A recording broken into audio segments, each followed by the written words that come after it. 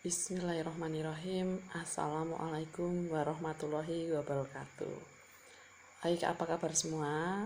Salam sehat dan tetap semangat. Selamat bagi para adik-adik yang telah diterima sebagai siswa dan siswi SMA Berbudi Gantiwarno tahun ajaran 2021-2022. Semoga kalian bisa melaksanakan pendidikan selama 3 tahun ke depan di SMA Berbudi, dan mudah-mudahan kalian selalu sehat walafiat, tidak kurang suatu apapun. Amin. Tentunya di situasi seperti saat ini, yaitu situasi pandemi, di mana warga kita atau masyarakat kita banyak yang terpapar dengan virus COVID-19.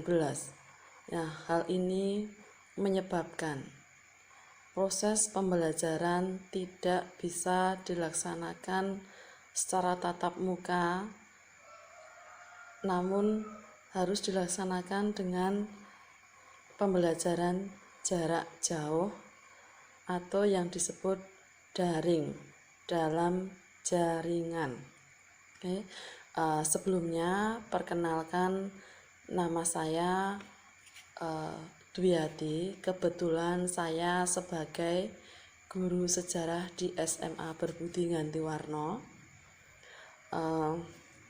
Pada masa pengenalan lingkungan sekolah tahun 2021-2022 ini, saya diberi kepercayaan untuk menyampaikan materi tentang kesadaran berbangsa dan bernegara. Mudah-mudahan nanti kalian semua bisa memahami materi yang akan saya sampaikan, dan mudah-mudahan nantinya bermanfaat dan bermakna bagi kalian. Langsung ke materi. Di era globalisasi seperti sekarang ini, kesadaran akan berbangsa dan bernegara ini sangat diperlukan. Sudah selayaknya bagi pemerintah untuk bekerja sama dengan rakyat dalam memberikan pemahaman bagi rakyatnya, khususnya kaum muda, ya, di mana pemerintah ini ikut bertanggung jawab mengemban amanat untuk memberikan kesadaran berbangsa dan bernegara bagi rakyatnya atau bagi warganya. Ya, bila rakyat bangsa Indonesia ini sudah tidak memiliki kesadaran akan berbangsa dan bernegara, maka ini merupakan hal atau bahaya yang besar bagi kehidupan berbangsa dan bernegara, yang nantinya akan mengakibatkan bangsa ini akan jatuh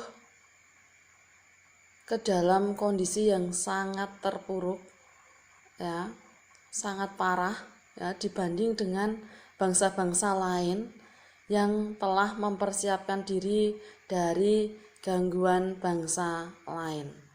Mengingat kondisi bangsa kita sekarang ini, indikator bahwa warga bangsa Indonesia di negeri ini telah mengalami penurunan kesadaran berbangsa dan bernegara. Hal ini bisa kita lihat dari berbagai daerah sering ada gejolak, di antaranya tawuran antar warga, perkelahian antar pelajar, ketidakpuasan terhadap hasil pilkada, perebutan lahan pertanian maupun tambang, dan lain-lain. Nah, kesadaran berbangsa dan bernegara ini mempunyai makna bahwa individu yang hidup dan terikat dalam kaidah dan naungan di bawah NKRI atau Negara Kesatuan Republik Indonesia ini harus mempunyai sikap dan perilaku diri tumbuh dari kemauan diri yang dilandasi keikhlasan atau kerelaan bertindak demi kebaikan bangsa Indonesia. Nah, berbagai masalah yang timbul berkaitan dengan kesadaran berbangsa dan bernegara ini sebaiknya mendapatkan perhatian dan tanggung jawab dari kita semua, sehingga amanat pada Undang-Undang 1945 untuk menjaga dan memelihara negara kesatuan wilayah Republik Indonesia serta kesejahteraan rakyat dapat diwujudkan.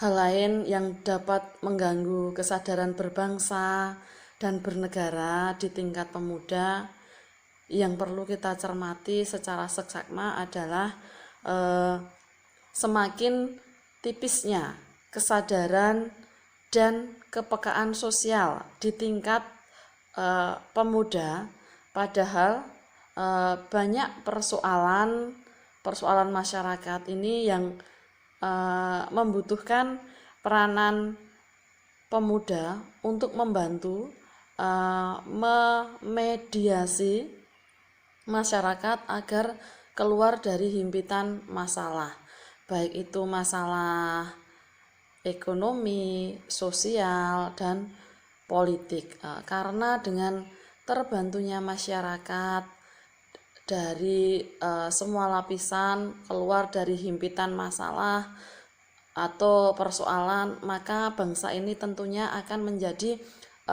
bangsa yang kuat dan tidak mudah atau tidak dapat diintervensi oleh negara manapun, karena masyarakat itu sendiri yang harus disejahterakan dan jangan sampai mengalami penderitaan. Nah, disitulah peran pemuda. Pemuda telah melakukan langkah konkret dalam melakukan bela negara. Kesadaran bela negara adalah di mana kita berupaya untuk mempertahankan negara kita dari ancaman yang dapat mengganggu kelangsungan hidup bermasyarakat yang berdasarkan atas cinta tanah air. Nah, kesadaran bela negara ini juga dapat menumbuhkan rasa patriotisme dan nasionalisme. Upaya bela negara selain sebagai kewajiban dasar juga merupakan kehormatan bagi setiap warga negara yang dilaksanakan dengan penuh kesadaran, penuh tanggung jawab, dan rela berkorban dalam pengabdian kepada negara dan bangsa. Keikutsertaan kita dalam bela negara merupakan bentuk cinta kita terhadap negara kita. Kemudian nilai-nilai bela negara yang harus lebih kita pahami penerapannya dalam kehidupan masyarakat berbangsa dan bernegara. Antara lain yang pertama adalah nilai cinta tanah air. Jadi negeri kita, negara kita yang sangat luas dan kaya akan sumber daya alam ini perlu kita cintai. Kesadaran bela negara yang ada pada setiap masyarakat didasarkan pada kecintaan kita kepada tanah air kita. Kita mewujudkan itu semua dengan cara kita mengetahui sejarah negara kita, melestarikan budaya-budaya yang ada, menjaga lingkungan kita, dan menjaga nama baik negara kita. Yang kedua adalah kesadaran berbangsa dan bernegara. Nah, kesadaran berbangsa dan bernegara ini merupakan suatu sikap yang harus sesuai dengan kepribadian bangsa yang selalu dikaitkan dengan cita-cita dan tujuan hidup bangsa. Jadi kita dapat mewujudkannya dengan cara misalnya mencegah perkelahian antar perorangan atau kelompok dan menjadi anak bangsa yang berprestasi baik di tingkat nasional maupun internasional. Untuk nilai yang ketiga adalah Pancasila, di mana Pancasila itu adalah ideologi kita ya, yang merupakan warisan dan hasil perjuangan para pahlawan yang sungguh luar biasa. Jadi Pancasila ini bukan hanya sekedar teoritis dan normatif saja, tetapi juga diamalkan dalam kehidupan sehari-hari. Kita tahu bahwa Pancasila adalah alat pemersatu keberagaman yang ada di Indonesia, di mana negara kita ini memiliki beraneka ragam budaya, agama, etnis, dan lain sebagainya. Jadi nilai-nilai Pancasila inilah yang nantinya dapat mematahkan setiap ancaman, tantangan, dan hambatan. Yang keempat, rela berkorban untuk negara dan bangsa. Dalam wujud bela negara, tentu saja kita harus rela berkorban untuk bangsa dan negara. Contohnya yaitu misalkan pada perhelatan SEA Games. Jadi para atlet ini bekerja keras untuk mengharumkan nama negaranya, walaupun mereka harus merelakan atau mengorbankan waktunya untuk bekerja. Sebagaimana kita ketahui bahwa para atlet ini tidak hanya menjadi seorang atlet saja, mereka juga memiliki pekerjaan lain. Begitupun juga para supporter yang rela berlama-lama menghabiskan waktunya antri hanya untuk mendapatkan tiket demi mendukung berlangsungnya para atlet ini berlaga demi mengharumkan nama bangsa. Oke, yang kelima ini memiliki kemampuan bela negara.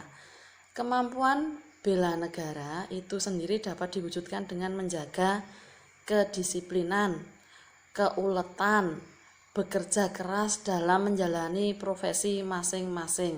Oke, kesadaran bela negara ini juga dapat diwujudkan dengan cara lain, mungkin dengan mengamankan lingkungan sekitar seperti menjadi bagian dari Siskamling,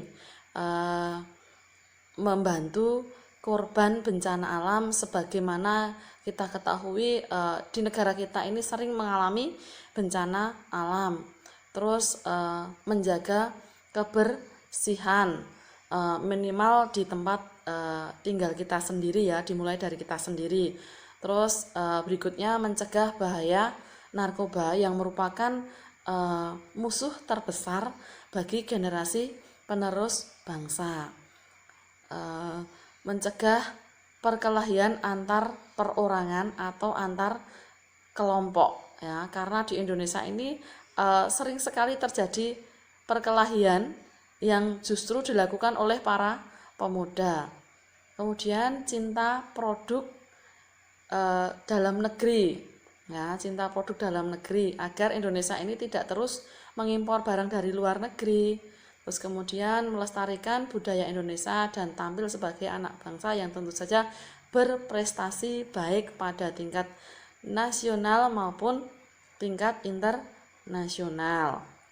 Oke, apabila kita mengajarkan dan melaksanakan apa yang menjadi faktor-faktor pendukung berbangsa dan bernegara sejak dini, yakni dengan mengembalikan sosialisasi pendidikan kewarganegaraan di sekolah-sekolah, juga sosialisasi masyarakat ya di masyarakat ini niscaya akan terwujud. Oke. Jadi di dalam pendidikan kewarganegaraan itu juga ditanamkan prinsip etik multikulturalisme, yaitu kesadaran akan perbedaan satu dengan yang lainnya, menuju sikap toleran, yaitu menghargai dan menghormati perbedaan yang ada. Oke. Perbedaan yang ada pada etnis dan religi sudah harus menjadi bahan perekat bangsa apabila antar warga memiliki sikap toleran. Terus kemudian berikutnya adalah nasionalisme. Nasionalisme itu apa toh? Ya, nasionalisme itu adalah sikap mencintai bangsa dan negara sendiri. Nah, nasionalisme ini dibagi atas nasionalisme dalam arti sempit dan nasionalisme dalam arti luas. Oke, nasionalisme dalam arti sempit adalah nasionalisme atau sikap mencintai bangsa sendiri secara berlebihan sehingga menganggap bangsa lain ini lebih rendah kedudukannya. Nah, nasionalisme ini juga disebut sebagai nasionalisme yang Calvinisme, ya. Terus yang kedua yaitu nasionalisme dalam arti luas, sikap yaitu sikap mencintai bangsa dan negara sendiri sikap mencintai bangsa dan negara sendiri dan menganggap semua bangsa itu sederajat, sama derajatnya. Ya, menurut Hans Kohn, ya, itu mendefinisikan bahwa nasionalisme adalah suatu paham yang berpendapat bahwa kesetiaan individu tertinggi harus diserahkan pada negara.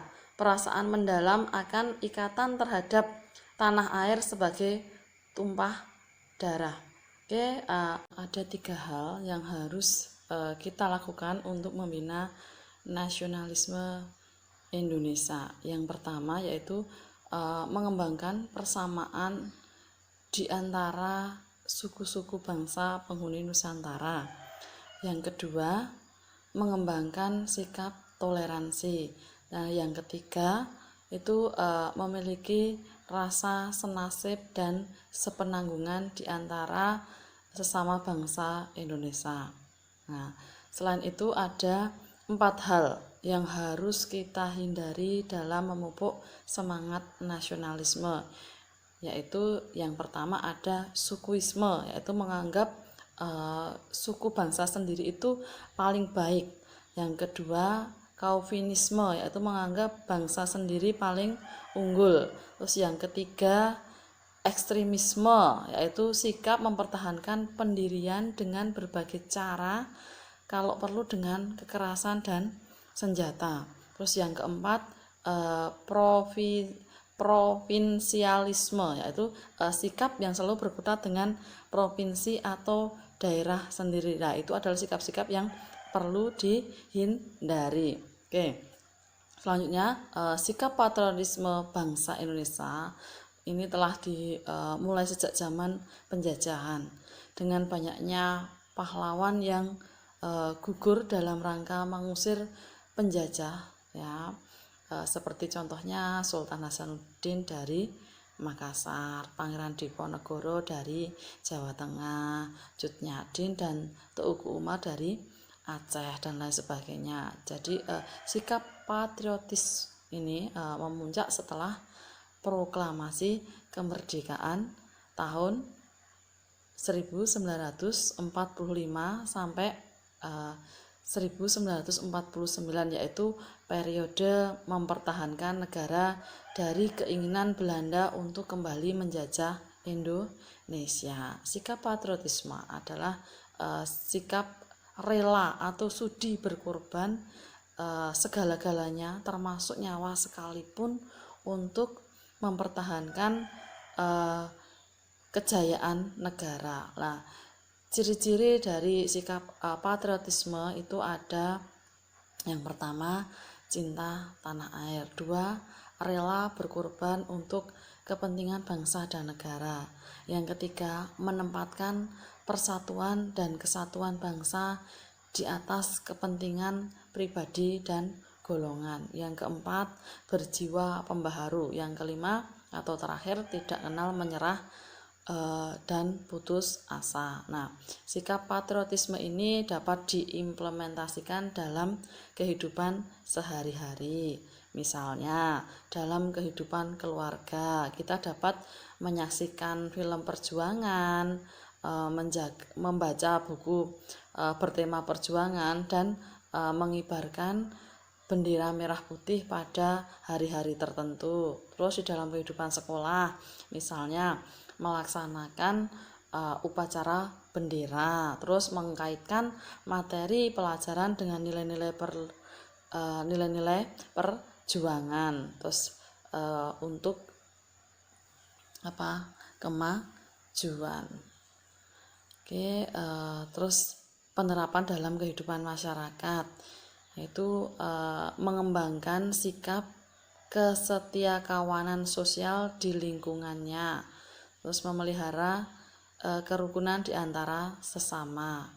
Terus implementasi dalam kehidupan berbangsa, yaitu meningkatkan persatuan dan kesatuan, melaksanakan Pancasila dan Undang-Undang Dasar 1945, mendukung kebijakan pemerintah, mengembangkan kegiatan usaha produktif, mencintai dan memakai produk dalam negeri, mematuhi peraturan hukum, menghormati dan menjunjung tinggi supremasi hukum, dan yang terakhir adalah menjaga kelestarian lingkungan kita. Oke, jadi ini materi yang bisa saya sampaikan. Jadi ada kurang dan lebihnya, saya mohon maaf. Semoga ini sangat berguna dan bermanfaat bagi kalian. Wassalamualaikum warahmatullahi wabarakatuh.